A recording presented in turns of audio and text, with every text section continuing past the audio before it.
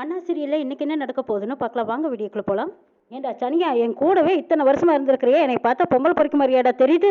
ஏண்டா இன்னைக்கு செத்திடா அப்படின்னு சொல்லி சனியனை போட்டு சாத்துன்னு சாத்துறாங்க சவுந்தரபாண்டி. அடிச்சே உன்னை கொண்டு போடுறேன் பாருங்கிறாங்க. மூப்பனார் பார்த்துட்டு இங்க பாருங்க சட்ட கைதின்னு உள்ள வந்துட்டீங்கன்னா பேசாம ஒழுங்கா பொட்டாட்டம் இருக்கணும் சார்வாளுங்கிறாங்க மூப்பனாரே. இது எங்க விவகாரம், நீ இதுல தலையிடாதீங்கிறாங்க சவுந்தரபாண்டி. ரெண்டு பேரும் அடிதடி ஓட்டிட்டீங்க, ஆளுக்கு ஒரு பக்கம் அடைச்சிருவோம் பார்த்துக்கோங்கிறாங்க. இது என்ன 5 ஸ்டார் ஹோட்டலா ஆளுக்கு ஒரு ரூம்ல விடுறதுக்கு? இருக்கிறத ஒரு லாக்கப்பு, இதுல எங்க ஆளுக்கு ஒருத்தர் விடுவேன், இதுல உன் வீட்டுல கொண்டு போய் அடைப்பியான்னு கேட்கறாங்க சவுந்தரபாண்டி.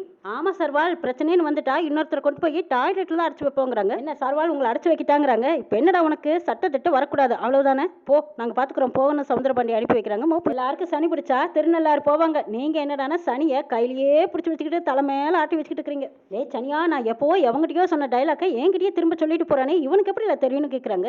எல்லாம் உன்னையில தான் சனியா அப்படின்னு சனியனை போட்டு மறுபடியும் குத்துன்னு குத்துறாங்க. சண்முக வீட்டுல எல்லாரும் சாமி கும்பிட்டு இருக்கிறாங்க. எத்தனையோ சோதனைகளை தாண்டி இன்னைக்கு தான் இந்த குடும்பத்துல சந்தோஷத்தை கொடுத்துருக்கேன்னு வேண்டிக்கிறாங்க சண்முகம். சரி எல்லாரும் சாமி கும்பிட்டு முடிச்சாச்சுல்ல, கனி வேற பசி தாங்க மாட்டா, எல்லாரும் வாங்க போய் சாப்பிடலான்னு கூப்பிடுறாங்க. எஸ்கே, இன்னைக்கு இந்த வீட்டுல என்ன வாசனை கும்பிட்டு தூக்குது, நீ தான் சமைச்சியா எஸ்கேன்னு கேட்கறாங்க வைகுண்டம். பின்ன நான் இந்த வீட்டுல இருக்கும்போது நான் தானே சமைப்பேன். அக்கா சாமி கும்பிட ஆரம்பிக்கும் போதே உன்னோட சமையல் அவ்வளவு வாசனை தூக்குச்சு, அப்பவே எனக்கு பசி எடுத்துருச்சுக்கா, சீக்கிரமா வந்து சாப்பாட்டை போடுவான்னு கூப்பிடுறாங்க கனி.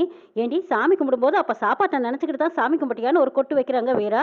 ஐயோ அம்மா அப்படின்னு கனி சத்தம் போடுறாங்க. ஆட்டியான இத்தனை நாளா அண்ணான்னு கத்துவா, இப்ப பாரு அம்மான்னு கூப்பிடுறா பாருங்கிறாங்க ரத்னா. ஆமா இத்தனை நாளா அம்மா இல்ல நான் தான் இருந்தேன், இனிமே தான் அம்மா வந்தாச்சுல்ல அம்மாவை தான் கூப்பிடணுங்கிறாங்க சண்முகம். இனிமே அம்மா தானே ஏங்க நீன்னு கேட்கறாங்க. ஆமாண்ணே அம்மானு தானே வந்துருச்சுன்னு இயல்பா வர்றதானே, அதனால நீ ஒன்றும் வருத்தப்படாதுன்னு சொல்றாங்க பரணி. சரி என்னங்கிறாங்க கனி. இத்தனை நாளா அம்மாவா இருந்து அண்ணன் தானே உங்களை வளர்த்துனா, எல்லாமே உங்களுக்கு அண்ணன் தாங்கிறாங்க சூடாமணி. இத்தனை சோதனைகளையும் தாண்டி என் மேல இருந்த பழியை தொடச்சவன் அவன் தான் உங்க எல்லாத்துக்கும் சாமி. அதனே எங்க குடும்பத்துக்கும் அவன் எவ்வளவோ செஞ்சிருக்கான், எங்க எல்லாத்துக்கும் அவன் தான் சாமி மாதிரிங்கிறாங்க பாக்கியம். ஹலோ அவன் ஒன்றும் தனியா எதுவும் செஞ்சிடல, எல்லாத்துக்கும் நானும் கூட இருந்தேங்கிறாங்க பரணி. ஆமா நீ இல்லாம எப்படி ஆத்தா, ஆயுன்னா எத்தனையோ மட்டும் அருவா தூக்கி வெட்டி இருப்பான், ஆனா நீ தான் அப்படி இல்லை இப்படி இல்லைன்னு எடுத்து சொல்லி அவனை கூடவே இருந்து பாத்துக்கிட்ட. பரணி என்னை பொறுத்த வரைக்கும் இந்த குடும்பத்தை பொறுத்த வரைக்கும் காவல் தெய்வ தேவதை நீ தான் டாக்டர் பரணிங்கிறாங்க சண்முகம். போதும் எனக்கு ஏற்கனவே குளிருது, நீ விட்டா வச்சா ஐஸ் வச்சிருவேங்கிறாங்க. அக்கா பசி உயிர் போகுது, சீக்கிரமா சாப்பாடு ஆறி போகிறதுக்குள்ளேயே எல்லாரும் போய் சாப்பிடலாம் வாங்கக்கான்னு கனி கூப்பிடவும் எல்லாரும் விட்டா பசியில குறவளையவே கடிச்சு வச்சாலும் வச்சிருவா, வாங்க எல்லாரும் போய் சாப்பிடலான்னு வீராவும் கூட்டிட்டு போறாங்க. ஸ்டேஷன்ல முத்துப்பாண்டி சோகமா உட்காந்துருக்காங்க. மூப்பனார் போய் டீ வாங்கிட்டு வரட்டுமான்னு கேட்குறாங்க. இல்லை எனக்கு எதுவும் வேண்டாங்கிறாங்க. நீங்கள் பசி தாங்க மாட்டீங்க, சாப்பாடாவது ஏதாவது வாங்கிட்டு வந்து தட்டுமாங்கிறாங்க. எனக்கு பசி இல்லைங்கிறாங்க. சர்வால் நீங்கள் இப்படி மனசுடைஞ்சு உட்காந்து நான் பார்த்ததே இல்லை, என்ன இருந்தாலும் அவர் உங்கள் பெத்தவ தான், நீங்கள் ஒரு அதிகாரியாக இருந்து என்ன செய்யணுமோ அதை நீங்கள் கரெக்டாக தான் செஞ்சுருக்கீங்க, அப்புறம் எதுக்கு சர்வால் வருத்தப்படுறீங்கன்னு கேட்குறாங்க. உனக்கு தெரியாதியா, சின்ன வயசுலேருந்து நான் அவருக்கு உசுறு, எது கேட்டாலும் உடனே செஞ்சு கொடுத்துருவாரு, ஆனால் இன்னைக்கு இப்படி ஆகிப்போச்சு, என் மனசு வலிக்குது, மனசு உடஞ்சு போச்சுங்கிறாங்க. ஆனாலும் என்னதான் இருந்தாலும் அவர் தப்பு செஞ்சிருக்காருங்களே, நானும் தான் தப்பு பண்ணியிருக்கேன், அவர் தப்பு பண்ணும்போதெல்லாம் வேண்டான்னு நான் எடுத்து சொல்லியிருக்கணும், நான் சொல்லலையே, நம்ம என்ன சர்வால் பண்ணுறது, சட்டம் பாசத்தையெல்லாம் பார்க்காது, அந்த சனியை வாக்குமூலம் கொடுக்கும்போது ஊரே பார்த்துருச்சு, நீங்கள் என்ன இல்லை யாரும் இப்போ எதுவுமே செய்ய முடியாதுங்கிறாங்க. அதை நினச்சா தான் எனக்கு வேதனையாக இருக்குதுங்கிறாங்க. வருத்தப்பட்டு என்னங்க ஐயா பண்ணுறது, அதுக்காக நம்ம உடம்ப வருத்திக்க முடியுமா, நான் வேணா ஒரு டீயும் பண்ணு வாங்கிட்டு வந்து கொடுக்குறேன் சாப்பிடுங்கன்னு சொல்கிறாங்க மூப்பனார். அதெல்லாம் ஒன்றும் வேண்டாம் ஐயா, நான் ஒரு நாள் பசியோட கிடந்தாலும் அவர்னால தாங்கவே முடியாது, என்னை உள்ளங்கையில் வச்சு அப்படி தாங்குதாங்கன்னு தாங்கினாரு. முத்துப்பாண்டி அழுதுகிட்டே எனக்கு பசியே இல்லை நீ போயாங்கிறாங்க. மூப்பனாரும் போயிட்டாங்க. சண்முக வீட்டில் எல்லாரும் சாப்பிடலான்னு உட்காந்துருக்காங்க. சூடாமணி பக்கத்தில் வீராவும் கனியும் சண்டை போட்டுக்கிறாங்க. நான் தான் அம்மா பக்கத்துலங்கிறாங்க. ஆளுக்கு ஒரு பக்கம் உட்காந்துக்கு வாங்க, என் தங்கம் என் வயிறோன்னு சூடாமணி கொஞ்சறாங்க. அத்தே நீயே தட்டை எடுத்துட்டு வந்து உட்காரு, நான் பரிமாறுறேங்கிறாங்க. ஏசிக்கு இல்லடி எனக்கு பசியே இல்லை, நான் பரிமாறுறேன், நான் அப்புறமா சாப்பிட்டுக்கிறேங்கிறாங்க பாக்கியம். அம்மா மூஞ்சியே உன் மாதிரியே இருக்கு, என்ன சுனக்குன்னு கேட்குறாங்க பரணி. அது ஒன்றும் இல்லை, பாண்டி பையன் சாப்பிட்டானோ இல்லையோ அதான் தெரியலைங்கிறாங்க. மூப்பனர் இருக்காருல்ல ஏதாவது வாங்கி கொடுத்துருப்பாருங்கிறாங்க. நான் கூட மொச்சக்கட்டை குழம்பு வைக்கும்போது அவர் நினப்பு தான் வந்து சத்தேங்கிறாங்க எஸ்கி. மொச்சக்கட்டை குழம்புனா இன்னும் 2 கை சேர்த்து சாப்பிடுவாருன்னு எஸ்கி அழுகுறாங்க. ஏண்டி என்னடி நீயும் சேர்ந்து அவன் மேலே பாசத்தை பொழி ஆரம்பிச்சிட்டேங்கிறாங்க. ஆமாம் பின்ன இருக்காதா, பசி தாங்க மாட்டாருடி அவருங்கிறாங்க எஸ்கி. ஏண்டி பசி தாங்க முடியலன்னா எனத்தையாச்சும் வாங்கி சாப்பிட போகிறான், எதுக்கு இப்போ 2 பேரும் அழுதுகிட்டு இருக்கிறீங்கன்னு கேட்குறாங்க வைகுண்டம். பாண்டிக்கு அவன் அப்பானா உசுறு, அவர் உள்ள வச்சுக்கிட்டு அவன் சாப்பிட மாட்டான்னு வருத்தமாக இருக்குங்கிறாங்க. அதனால என்னம்மா ஒரு வேளை சாப்பிடலைன்னா ஒன்றும் ஆகாது, நீ பேசாமல் இருங்கிறாங்க பரணி. நீ தான் சாப்பிடாம இருந்தீங்கன்னா லோ ப்ரெஷர் ஏறி மயக்கம் போட்டு விழுந்துருவேன், இப்போ ஒழுங்கா சாப்பிட போறியா இல்லையான்னு கேட்குறாங்க பரணி. அத்தே நான் வேணா ஸ்டேஷன் வரைக்கும் போய் அவர் சாப்பிடாம இருந்தானா சாப்பாடு வாங்கி ஊட்டி விட்டுட்டு வரேன், ஒழுங்கா இப்போ சாப்பிடுவியா அப்படின்னு சண்முகம் அதட்டுறாங்க.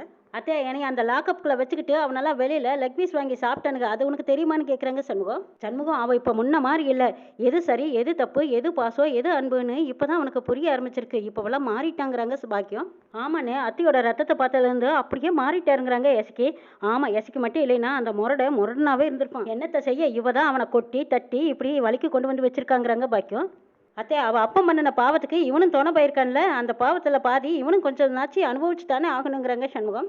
எசிக்கு அத்தைக்கு சேர்ந்து சாப்பாட்டை போடு, எல்லாரும் ஒன்றா சேர்ந்து சாப்பிட்டு சந்தோஷமா இருக்க வேண்டிய நேரத்தில் கண்டதையெல்லாம் நினச்சி அழுதுகிட்டு சாப்பிடுங்க பேசாமங்கிறாங்க சண்முகம். ஸ்டேஷனில் முத்துப்பாண்டி மூப்பனாரை கூப்பிட்டு அவங்க 2 பேரும் சாப்பிட்டாங்களான்னு கேட்குறாங்க. அவங்க 2 பேர்த்துக்கும் இட்லி வாங்கி கொடுத்தாங்க. ஐயா 2 பேரும் பசியார சாப்பிட்டாங்கங்கிறாங்க. சரி எனக்கு தண்ணி மட்டும் கொஞ்சம் கொண்டு வாங்குறாங்க. ஐயா ஃபஸ்ட்டாக சாப்பிட்றதுக்கு பிஸ்கட் வாங்கி வச்சிருக்கேன், அதை வேணா எடுத்துகிட்டு வந்து தட்டுமான்னு கேட்குறாங்க மூப்பனார். அதெல்லாம் எனக்கு ஒன்றும் வேண்டாம், தண்ணி மட்டும் கொண்டு வாங்கங்கிறாங்க. பாக்கி எஸ்கி 2 பேர் அங்கே வர்றாங்க. தண்ணி மட்டும் குடிச்சா பசி அடங்கிருமா, அப்படியே தண்ணி குடிச்சாலும் உறக்கம் தான் வருமா கேட்டுக்கிட்டே வரும்போது அதுதான் நீங்கள் சாப்பாடே எடுத்துகிட்டு வந்துட்டீங்களாங்கிறாங்க மூப்பனார். என்னம்மா இந்த நேரத்தில் ஸ்டேஷனுக்கு வந்திருக்கேன்னு கேட்குறாங்க. மனசு கேட்கல, அதுதான் நீ சாப்பிட்ருக்க மாட்டேன்னு சாப்பாடு எடுத்துகிட்டு வந்தோங்கிறாங்க. பாக்கியம் இல்லைம்மா நான் சாப்பிட்டேன், எனக்கு வேண்டாங்கிறாங்க முத்துப்பாண்டி. சார்பாலுக்கு பொய்ய கூட ஒழுங்காக சொல்ல தெரியல, அவர் முகத்திலேயே பசி தெரியுது பாருங்கிறாங்க மூப்பனார். சரி சரி நீங்கள் போய் கை கழுவிட்டு வாங்க, நான் சாப்பாடு எடுத்து வைக்கிறேங்கிறாங்க. எஸ்கி சொன்ன ஒழுங்காக கேட்க மாட்டியா, போக மாட்டியான்னு கேட்குறாங்க. அது என்ன அவளை போட்டு அதட்டிக்கிட்டு ஒழுங்காக சாப்பிடணும்னு சொன்னால் சாப்பிட மாட்டியா, உன்னை பசி தாங்க மாட்டேன் சாமி, சாப்பிடுங்கிறாங்க. பாக்கியம் நான் 2 இட்லி மட்டும்தான் வீட்டிலேருந்து சாப்பிட்டு வந்தேங்கிறாங்க மூப்பனார். என் வீட்டுக்காரர் சாப்பிட்டு வந்ததுக்கப்புறமா நீங்கள் சாப்பிடுங்க, உங்களுக்கும் சேர்த்து தான் சாப்பாடு எடுத்துகிட்டு வந்திருக்கேங்கிறாங்க. எசக்கின்னா எசக்கி தான் அப்படின்ட்டு போகிறாங்க மூப்பனார். சரி சரி ஏதாச்சும் வேணும்னா என்னை கூப்பிடுங்கன்னு வெளியில் இருக்கேன்ட்டு போகிறாங்க. சாப்பிடு சாமி என்னையா யோசனைன்னு முத்துப்பாண்டி சொன்னதுக்கப்புறமா முத்துப்பாண்டி சாப்பிட ஆரம்பிக்கிறாங்க. சாப்பிட்டு வெளியில் வந்து கை கழுவிட்டு திரும்புகிறாங்க. சண்முகம் வந்திருக்காங்க. மூப்பனார் என்னாச்சு, அவர் சாப்பிட்டாரு, இந்தாங்க இருக்கிறதையெல்லாம் நீங்கள் சாப்பிடுங்க, கழுவெல்லாம் வேண்டாம், நான் வீட்டில் போய் கழுவிக்கிறேன், இருக்கிறதையெல்லாம் சாப்பிட்ருங்கன்னு சொல்லி எஸ்கி கொடுக்குறாங்க.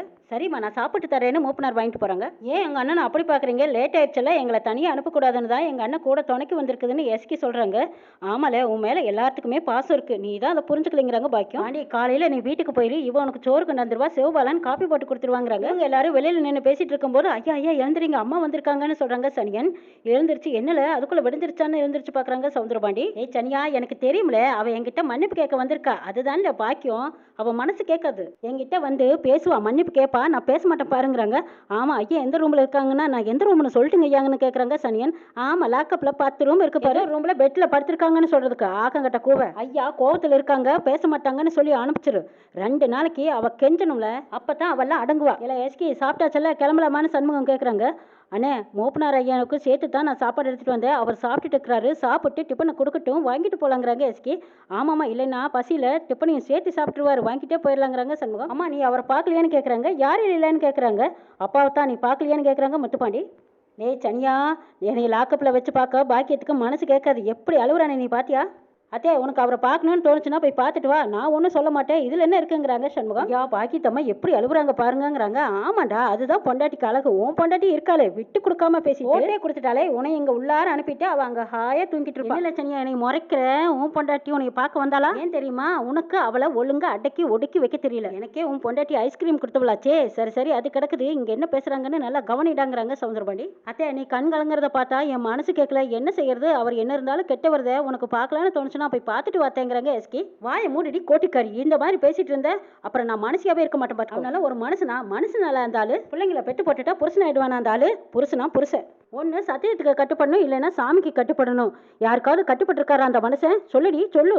எதுக்காவது யாருக்காவது பயந்துருக்காரா அந்த மனுஷன், கும்பிட்ற சாமியோட நகையவே திருடியிருக்கானே அந்த ஆளு, அவனால ஒரு மனுஷனாடி. அந்த ஆளை பார்த்து பாவத்தை சேர்த்து சொல்றியா, அந்த ஆளை பார்த்தாலே கண்ணு அவிஞ்சு போயிட முடி. இல்லத்தே நீ கண் கலங்கி நின்னியா, அதனால தான் நான் சொன்னேங்கிறாங்க எஸ்கி. ஏண்டி கண் கலங்குனா அந்த ஆளுக்காக தான் நான் கலங்குறேன்னு அர்த்தமா, என் பிள்ளையோட நேர்மையை பார்த்து என் கண்ணு கலங்கச்சு, இது சந்தோஷத்தில் வந்த கண்ணீர். பெத்த அப்பன்னு கூட பார்க்காம நேர்மையை கரெக்டாக செஞ்சா பாரு, அவள் தாண்டி என் மாவ. பாண்டி நான் இன்னும் அந்த வீட்டில் தான் இருக்கேன், உனக்கு காலையில் ஸ்டேஷனுக்கு சாப்பாடு கொடுத்து அனுப்புகிறேன், நீ சாப்பிடுங்கிறாங்க. ஆஹா மொச்சக்கொட்டை குழம்பு வாசனை சூப்பர், அள்ளிடிச்சு போங்க, இந்தாங்க கேரியர்னு மூப்பனார் கொண்டு வந்து கேரியர் கொடுக்குறாங்க. அதை வாங்கிக்கிட்டு சண்முகம் போலவான்னு கூப்பிட்டுட்டு போகிறாங்க. சண்முகம் நேருக்கு நேராக முத்துப்பாண்டியை பார்க்குறாங்க. முத்துப்பாண்டியும் பாசத்தோட சண்முகத்தை பார்க்குறாங்க. சவுந்தரபாண்டி வயிறெல்லாம் எரியுது. சனியா உன் பொண்டாட்டி பஞ்சுக்கு நீ கோயிலே கட்டடாமடாங்கிறாங்க. ஆமாய்யா உங்கள் நேரம் நான் அவ்வளோ சந்தேகப்பட்டு வீணா போச்சு என் வாழ்க்கைன்னு நினைக்கிறாங்க. என்ன நடக்குது நாளை பார்க்கலாம்.